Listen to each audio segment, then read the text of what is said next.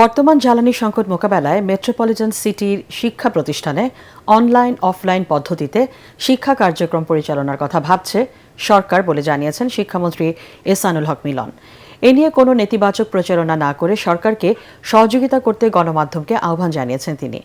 আন্তর্জাতিক মাতৃভাষা ইনস্টিটিউটে এক সেমিনারে মন্ত্রী জানান, শিক্ষা প্রতিষ্ঠানের বিষয়ে বৃহস্পতিবার মন্ত্রিসভা বৈঠকে সিদ্ধান্ত নেওয়া হবে।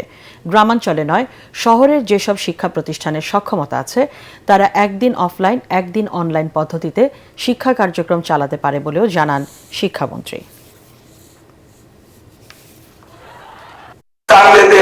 অফলাইন বাসায় থাকুন, মানডেতে অনলাইন, টিউসডেতে বাসায়, ওয়েডনেসডে স্কুলে, থার্সডেতে বাসায়, থার্সডে হেভি ট্রাফিক হয়, থার্সডেতে বাসায়। তাহলে আমরা কোন দিন আনলাম কোন দিন না আনলাম, 6 দিনের ক্লাস হলো, ছুটিও রইলো, এবং এইটা আস্তে আস্তে টিউন আপ আস্তে আস্তে অ্যাডজাস্ট হলো, এবং আমরা ফিউচার ওয়ার্ল্ডের দিকে যেতে থাকলাম।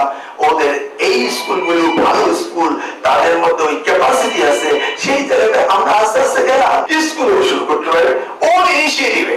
আমি মনে করি জায়গায় জায়গায় যারা প্রয়োজন মনে করে তারা এটাকে অন এন্ড অফ করে কম্পিউটারাইজ ডিজিটাল এডুকেশনে অ্যাকুয়েন্টেড করার জন্য ইট মে বি এ ফিউচার